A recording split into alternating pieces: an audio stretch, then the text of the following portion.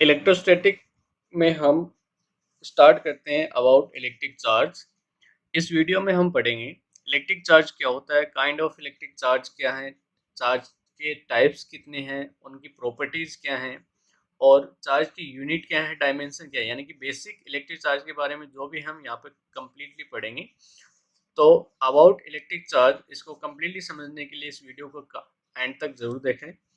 देखें, electric charge के हमने सिंपल सुना है कि कोई भी बॉडी है वो चार्ज होती है, पॉजिटिव चार्ज होती है या नेगेटिव चार्ज होती है। तो बॉडी चार्ज होती क्यों है, और अगर बॉडी पे चार्ज है तो उस चार्ज के होने से बॉडी पर जो इफेक्ट क्रिएट होते हैं वो क्या है। तो वो चार्ज है वो क्या है ऐसा कि बॉडी का जो नेचुरल बिहेव उसको वो चेंज कर देता है, राइट।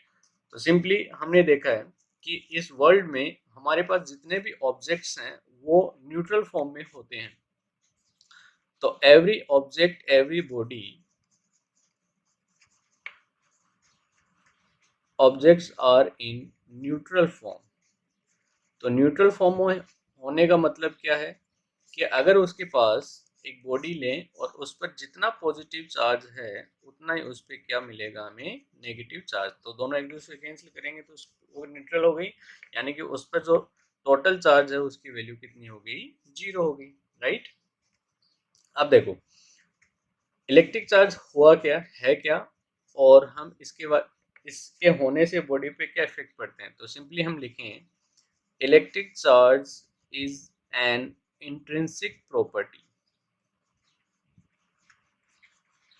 इंट्रिंसिक का मतलब ये है उसकी इंटरनल प्रॉपर्टी बोल सकते हैं, जिसकी वजह से by which electric force produce between various objects और टू ऑब्जेक्ट्स, राइट। तो हमारे पास अगर बहुत सारे ऑब्जेक्ट्स हैं तो उनके बीच इलेक्ट्रिक फोर्स क्रिएट होता है, किसकी वजह से, इलेक्ट्रिक चार्ज की वजह से। या फिर हम इसको इस तरह से समझ सकते हैं इलेक्ट्रिक चार्ज प्रोड्यूस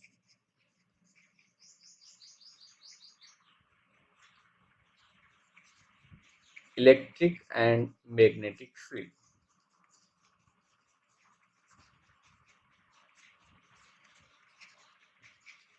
ओके, या फिर इन फील्ड में वो रिएक्शन करेगा, अलग अलग प्रोसेस क्रिएट होती हैं। तो इलेक्ट्रिक चार्ज है वो सिंपली क्या है, इंट्रिंसिक प्रॉपर्टी या इंटरनल प्रॉपर्टी है जिसकी वजह से बॉडीज के बीच इलेक्ट्रिक फोर्स क्रिएट होता है, या फिर चार्ज है वो इलेक्ट्रिक और मैग्नेटिक फील्ड को प्रोड्यूस करता है। एक सिंपल सा एग्जांपल लें कि इलेक्ट्रिक चार्ज नहीं है तब बॉडी का बिहेव क्या होगा, इलेक्ट्रिक चार्ज क्रिएट होने के बाद बॉडी का बिहेव क्या होगा। तो सिंपली हमने पढ़ा है कि बॉडी जो होती है वो हमेशा न्यूट्रल फॉर्म में होती है, लेकिन इलेक्ट्रॉन के ट्रांसफर होने से बॉडी पे चार्ज क्रिएट होता है। अगर बॉडी इलेक्ट्रॉन डोनेट करती है तो उस पर पॉजिटिव चार्ज आता है, अगर बॉडी इलेक्ट्रॉन एक्सेप्ट करती है तो उस पर नेगेटिव चार्ज आता है, ये हमने पढ़ा है। तो यहाँ पे देखें कि चार्ज की वजह से बॉडी है वो किस तरह से मिसबिहेव करती है, अब नॉर्मल बिहेव करती है। तो सिंपल अगर हम समझें कि यहाँ पर मैंने एक रोड लेता हूँ, सपोज दैट ये हमारे पास प्लास्टिक रोड। तो इस प्लास्टिक रोड को अगर मैं स्मॉल बिट ऑफ पेपर या पेपर पीस के पास लेके आता हूँ तो ये इसको अट्रैक्ट नहीं करेगा। तो ये इसका नेचुरल बिहेव है कि प्लास्टिक रोड जो है वो उस पेपर पीस को अट्रैक्ट नहीं करेगी। लेकिन इस प्लास्टिक रोड को मैंने सपोज दैट किसी भी कॉटन क्लॉथ से या फिर हेयर में रब करता हूँ तो क्या होगा, इस पर चार्ज क्रिएट होगा, और चार्ज के क्रिएट होने से ये इस बिट ऑफ पेपर को क्या करेगा, अट्रैक्ट करेगा। तो ये किस प्रोसेस से करेगा ये हम आगे लेंगे। तो या अभी हम यहाँ पे देखें कि ये इसको अट्रैक्ट कर रहा है कब, जब हेयर पर इसको हमने रब किया है। तो रब करने पे इस पे इलेक्ट्रिक चार्ज क्रिएट होगा और चार्ज के क्रिएट होने से इसको अट्रैक्ट कर रहा है। तो प्लास्टिक रोड का नेचुरल बिहेव ये था कि इस बिट ऑफ पेपर को ये अट्रैक्ट नहीं कर रहा, लेकिन जैसे हमने इसको रब किया, रब करने पर इलेक्ट्रिक चार्ज प्रोड्यूस हुआ और उस इलेक्ट्रिक चार्ज की वजह से ये पेपर पीस को अट्रैक्ट कर रहा है, ठीक है। तो इसका मतलब हम यहाँ पे ये पॉइंट ले सकते हैं कि charge is a property of any object by which body do abnormal behave, जिसकी वजह से बॉडी है वो abnormal बिहेव क्रिएट करती है या शो करती है। ओके, तो ये हमारे पास बेसिक चार्ज और चार्ज की वजह से ये इफेक्ट बॉडी पर क्रिएट होते हैं। अब देखें कि electric charge, types of electric charge क्या होता है और यहाँ पर उसकी यूनिट या चार्ज को हम किससे मेजर करते हैं। ओके, तो हमने सिंपली पढ़ा है कि काइंड ऑफ चार्जेस या टाइप्स ऑफ चार्जेस में चार्जेस हमारे पास टू टाइप्स के होते हैं बेसिकली। एक हमारे पास होता है पॉजिटिव चार्ज और सेकंड होता है हमारे पास नेगेटिव चार्ज। ओके, तो ये हमने पढ़ा है कि पॉजिटिव चार्ज और नेगेटिव चार्ज, दो सिमिलर पॉजिटिव चार्जेस हैं वो एक दूसरे को रिपेल करती हैं, दो नेगेटिव चार्जेस हैं वो भी एक दूसरे को रिपेल करते हैं, लेकिन एक पॉजिटिव और एक नेगेटिव चार्ज एक दूसरे को अट्रैक्ट करता है। लेकिन यहाँ पर एक पॉसिबिलिटी और भी होती है कि एक सिमिलर टाइप के चार्जेस हैं वो एक दूसरे को अट्रैक्ट करते हैं। तो ये पॉइंट हम प्रॉपर्टीज ऑफ चार्जेस में लेंगे कि किस तरह से दो सिमिलर काइंड या लाइक चार्जेस हैं वो एक स्पेशल कंडीशन में एक दूसरे को अट्रैक्ट कर सकते हैं। राइट, अब चार्जेस को हम मेजर करते हैं तो मेजर करने के लिए इसकी यूनिट हम लेंगे। तो ऐसा यूनिट ऑफ चार्ज, ये हमारे पास साइंटिस्ट नेम से हम लेते हैं कूलम, जिसको हम लिखते हैं कैपिटल C। राइट, और सीजीएस यूनिट में अगर हम इसको लें तो सीजीएस यूनिट हमारे पास होती है इलेक्ट्रोस्टैटिक यूनिट, जिसको हम लिखते हैं ESU। ओके, तो 1 कूलम और ESU में हम रिलेशन पढ़ते हैं। 1 coulomb is equal to 3 × 10⁹ ESU। ESU जो है वो हमारे पास इलेक्ट्रोस्टैटिक यूनिट, जो उसकी सीजीएस यूनिट होती है। राइट, और इसी के साथ कूलम को हम एक अलग फॉर्म में भी लेते हैं, जिसको हम F coulomb, electromagnetic unit represent करते हैं EMU। EMU means electromagnetic unit.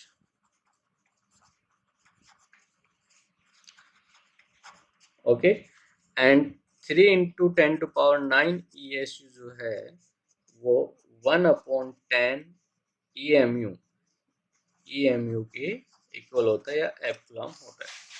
एक लार्जेस्ट यूनिट ऑफ चार्ज हम लेते हैं,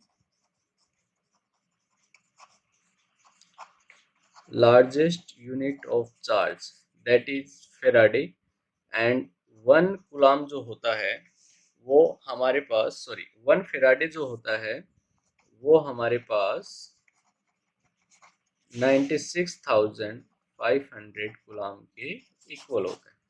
तो फेराडे जो है वो एक लार्ज यूनिट होती है, इलेक्ट्रोस्टैटिक यूनिट होती है वो एक स्मॉल यूनिट होती है।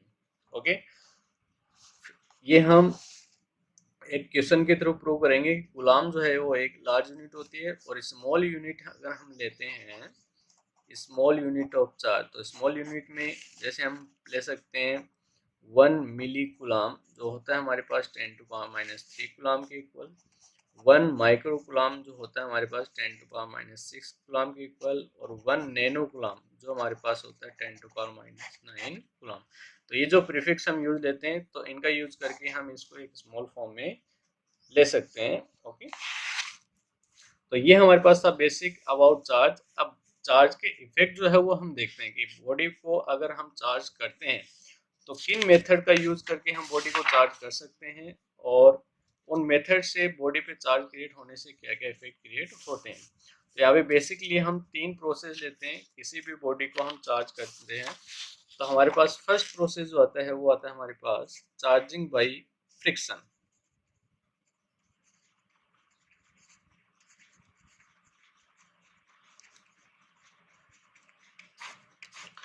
तो फ्रिक्शन के लिए सिंपली हमने पढ़ा है कि दो बॉडीज के सरफेस को अगर हम कांटेक्ट में लाते हैं या एक दूसरे से रब करवाते हैं तो उस पर चार्ज क्रिएट होता है।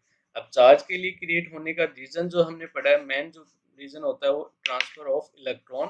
इलेक्ट्रॉन जितने ज्यादा ट्रांसफर होंगे उतने ज्यादा उस पर चार्ज क्रिएट होगा। राइट, तो चार्जिंग बाई फ्रिक्शन क्या रिप्रेजेंट करता है, अगर हम टू बॉडीज को एक दूसरे के क्लोज लेके आते हैं तो उनके क्लोज आने पर एक बॉडी पर से दूसरी बॉडी पर चार्ज वो ट्रांसफर इलेक्ट्रॉन ट्रांसफर होंगे और इलेक्ट्रॉन के ट्रांसफर होने से उस पर चार्ज क्रिएट होगा। तो सिंपली अगर हम देखें, अगर हमारे पास एक ग्लास रोड है और उस ग्लास रोड को हम एक सिल्क क्लॉथ से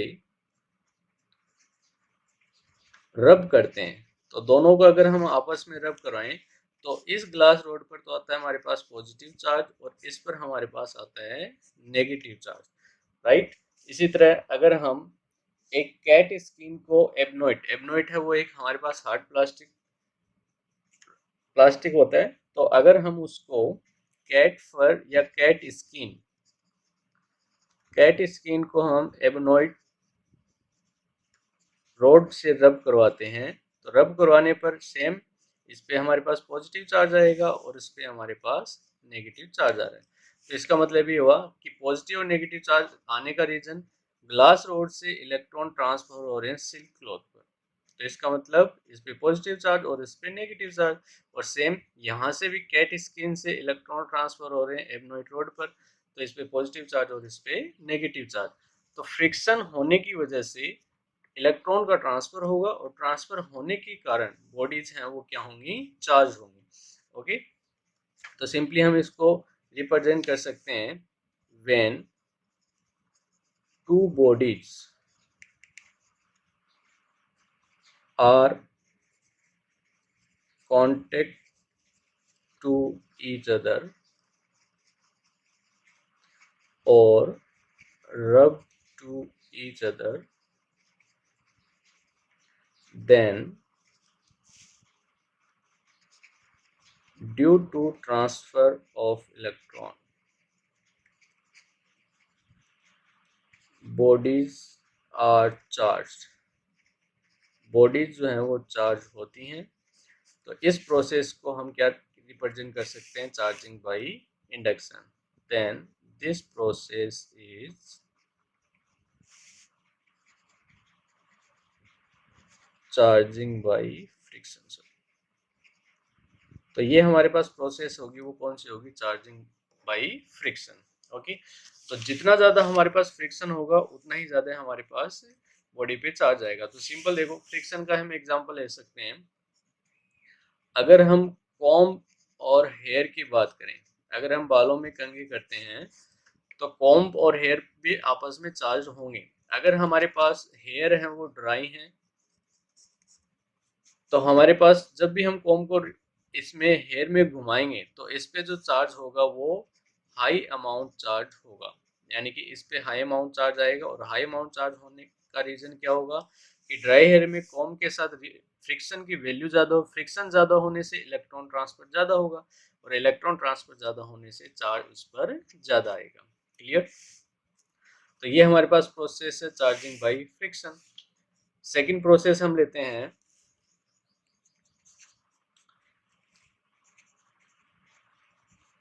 चार्जिंग बाई कंडक्शन।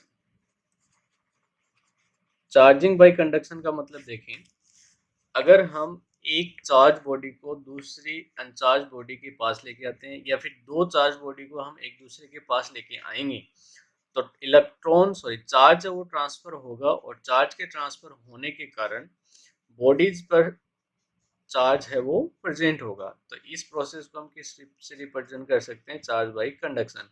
कहने का मतलब, अगर हमारे पास टू बॉडीज हैं और एक बॉडी है वो अनचार्ज है, मान ले इस पर हमारे पास +4 चार्ज है और इस पर चार्ज की वैल्यू है हमारे पास 2, और अगर हम इन दोनों को टच करवाकर एक दूसरे से सेपरेट करते हैं तो सेपरेट करने पर इन दोनों पर इक्वल अमाउंट में चार्ज है वो डिस्ट्रीब्यूट हो जाएगा। या फिर ऐसे समझें कि हमारे पास एक बॉडी है जिस पे +4 चार्ज है और इसको हमने एक लो रेजिस्टेंस वायर से हमने इसको कनेक्ट किया जिस पे हमारे पास +2 चार्ज है। तो सेम यहाँ पर चार्ज है वो ट्रांसफर होगा high charge to low charge. तो कब तक ट्रांसफर होगा, जब तक दोनों पर चार्ज की वैल्यू इक्वल नहीं हो जाएगी। तो यहाँ पर चार्ज है वो इक्वल अमाउंट में डिस्ट्रीब्यूट हो जाएगा। दैट इज कंडक्शन प्रोसेस या that is charging by conduction. तो फ्रिक्शन में हम एक दूसरे को रब कर रहे हैं, कंडक्शन में हम एक दूसरे को कांटेक्ट में ला रहे हैं। अब कांटेक्ट में लाने के तरीके अलग हो सकते हैं, कई तरीके से हम इसको कांटेक्ट में ला सकते हैं, लेकिन कंडक्शन के थ्रू चार्ज है वो ट्रांसफर होगा one body to another body, तो बॉडीज हैं वो क्या होंगी, चार्ज होंगी। ओके, तो दोनों को आपस में टच कर करने पर बॉडीज पे चार्ज है वो इक्वल अमाउंट में ट्रांसफर होगा। तो ये हमारे पास प्रोसेस होती है चार्जिंग बाई कंडक्शन। ओके, सबसे इंपॉर्टेंट जो प्रोसेस हमारे पास आती है that is charging by induction.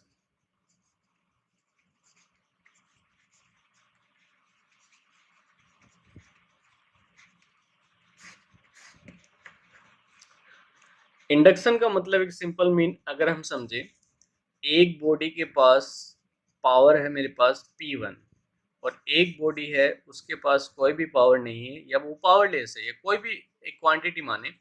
अगर मैं ये चाहता हूँ कि इस बॉडी ए बॉडी का इफेक्ट बी पर आए, लेकिन कंडीशन हमारे पास ये है कि दोनों आपस में टच नहीं होनी चाहिए, तो ये टच नहीं होने की कंडीशन को हम बोलते हैं इंडक्शन। तो सिंपली चार्जिंग बाय इंडक्शन का मतलब एक बॉडी से दूसरी बॉडी को हम चार्ज करेंगे विदाउट टच। तो विदाउट टच चार्ज करने की जो प्रोसेस है वो हमारे पास इंडक्शन होगी। ओके, तो सिंपली हम इसको रिप्रेजेंट कर सकते हैं charging a body by another charged body without touch. This process is induction, या ये जो प्रोसेस है वो हमारे पास चार्जिंग बाई इंडक्शन होगी। अब एक बहुत ही सिंपल सा एग्जांपल लें और उस एग्जांपल से हम ये प्रूव करेंगे कि एक बॉडी से हम दूसरी बॉडी को चार्ज कर सकते हैं, लेकिन दोनों कंडीशन हमारी वही रहेगी, दोनों का हम आपस में टच नहीं करेंगे, राइट। तो सिंपल एक एग्जांपल लें, मान लिया जाए कि हमारे पास यहाँ पर एक स्फीयर है और ये स्फीयर मान लिया जाए ए, और इस स्फीयर के साथ ही एक दूसरा स्फीयर भी कनेक्टेड है बी, और दोनों जो है वो क्या है हमारे पास अनचार्ज्ड है, और दोनों स्फीयर पे को हमने इंसुलेटेड स्टैंड पे लगा दिया। इंसुलेटेड स्टैंड इसलिए लगाया क्योंकि यहाँ पर अगर चार्ज होगा तो वो अर्थिंग से थ्रू नीचे की ओर फ्लो नहीं करेगा। तो ये हमारे पास हमने ली फर्स्ट कंडीशन। इस कंडीशन में मान लिया जाए कि इस दोनों को हमें चार्ज करना है, तो इसके पास जैसे एक सिल्क क्लॉथ से रब की हुई रोड लेके आते हैं जो हमारे पास है ग्लास रोड। ओके, अब देखो यहाँ पर पॉजिटिव चार्ज है। अब हमने स्टार्टिंग में पढ़ा था कि हर बॉडी न्यूट्रल होती है, यानी कि उस पर जितना पॉजिटिव चार्ज उतना ही नेगेटिव चार्ज होगा। तो ए पर जो नेगेटिव चार्ज है वो इस प्लस के अट्रैक्शन फोर्स की वजह से इसके पास आएगा, और इसके पास आने पर हमारे पास कंडीशन कुछ इस तरह से बन जाती है। ये हमारे पास ए हो गया, ये हमारे पास बी हो गया, और इसके पास ये हमने एक ग्लास रोड लेके आए जो इसको टच नहीं कर रही है, तो इस प्लस की वजह से यहाँ पे कौन सा चार्ज आ जाएगा, माइनस। अब देखें ए के जो नेगेटिव चार्ज है वो इधर आना स्टार्ट हो रहे हैं, तो हम इसको दो तरीके से समझ सकते हैं कि यहाँ पर जो इलेक्ट्रॉन का ट्रांसफर हो रहा है यहाँ पर, तो यहाँ पे नेगेटिव चार्ज और यहाँ पे पॉजिटिव चार्ज, या फिर यहाँ पर इलेक्ट्रॉन आ रहे हैं और इलेक्ट्रॉन आ रहे हैं, तो इलेक्ट्रॉन एक लिमिट के आने के बाद यहाँ पर रिपल्सन फोर्स लगेगा इलेक्ट्रॉन इलेक्ट्रॉन के बीच, तो इसका इलेक्ट्रॉन यहाँ से रिमूव होना स्टार्ट हो जाएंगे, और रिमूव होने स्टार्ट होने के कारण यहाँ पर कौन सा चार्ज क्रिएट हो जाएगा, पॉजिटिव चार्ज। तो कहने का मतलब इस पॉजिटिव की वजह से ए के नेगेटिव चार्ज क्रिएट यहाँ पर हो गया और पॉजिटिव चार्ज है वो यहाँ पे क्रिएट हो गया। अच्छा, इस पॉजिटिव चार्ज की वजह से इसका नेगेटिव चार्ज यहाँ पे आएगा और ये हमारे पास पॉजिटिव चार्ज बी का, राइट। अब यहाँ पे देखें कि ये हमारे पास जो चार्ज है और ये चार्ज है, दोनों एक दूसरे के अपोजिट पोलरिटी इक्वल अमाउंट है और दोनों एक दूसरे के क्लोज हैं, तो दोनों एक दूसरे को न्यूट्रल करेंगे, और न्यूट्रल करेंगे तो हमारे पास जो थर्ड कंडीशन आती है वो थर्ड कंडीशन कुछ इस तरह की आती है। ये हमारे पास पॉजिटिव चार्ज और ये हमारे नेगेटिव चार्ज, और ये हमारे पास पॉजिटिव चार्ज। अब देखो, ये पॉजिटिव इस नेगेटिव को अट्रैक्ट कर रहा है, लेकिन ये दोनों एक दूसरे कैंसिल नहीं कर सकते। क्यों? एक दूसरे की डिस्टेंस एक लार्ज डिस्टेंस पर है और यहाँ पर ये अट्रैक्शन फोर्स लग रहा है। अगर मैं नेक्स्ट कंडीशन में इस दोनों स्फीयर को थोड़ा सेपरेट कर दूं, ये मैंने इन दोनों को सेपरेट किया और सेपरेट करने के बाद यहाँ से रोड मैंने हटा दी।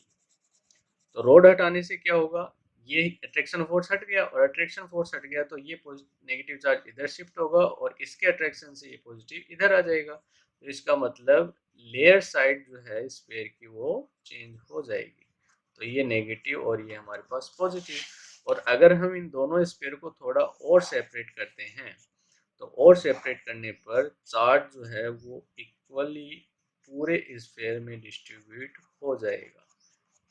It is clear. तो इसका मतलब हमने फर्स्ट कंडीशन ये ली थी कि हमारे पास दो स्फीयर हैं ए एंड बी और दोनों जो है वो इनिशियली अनचार्ज कंडीशन में हैं, लेकिन ग्लास रोड को हम इसके क्लोज लेके आते हैं और इंडक्शन के थ्रू इन दोनों पर चार्ज क्रिएट हो जाता है। तो एक पे नेगेटिव चार्ज और एक पे पॉजिटिव चार्ज, लेकिन हमने यहाँ पे ग्लास रोड को कहीं भी इनको टच नहीं किया है। तो इसका मतलब ये ये जो प्रोसेस है वो हमारी कौन सी प्रोसेस है, इंडक्शन, जिससे चार्ज के थ्रू हमने अनचार्ज बॉडी को क्या किया, चार्ज किया।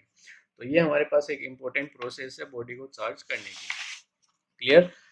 तो इस पूरे वीडियो में हमने देखा कि हमारे पास इलेक्ट्रिक चार्ज क्या है, चार्ज बॉडी को हम किस तरह से चार्ज कर सकते हैं। नेक्स्ट आगे हम पढ़ेंगे, नेक्स्ट वीडियो में हम ये पढ़ेंगे कि बॉडी की प्रॉपर्टीज क्या होती हैं और सबसे इंपॉर्टेंट प्रॉपर्टी जो होती है हम पढ़ते हैं quantization of charge. Quantization of charge क्या है और उसके अलावा एडिटिविटी ऑफ चार्ज क्या रिप्रेजेंट करती है। क्वांटाइजेशन ऑफ चार्ज से हम किसी भी बॉडी का टोटल चार्ज निकाल सकते हैं। और अभी हमने एक यूनिट पढ़ी थी ऐसा unit of charge is coulomb. तो हम उसमें ये प्रूव करेंगे कि चार्ज की यूनिट जो है कूलाम वो एक लार्जेस्ट यूनिट होती है।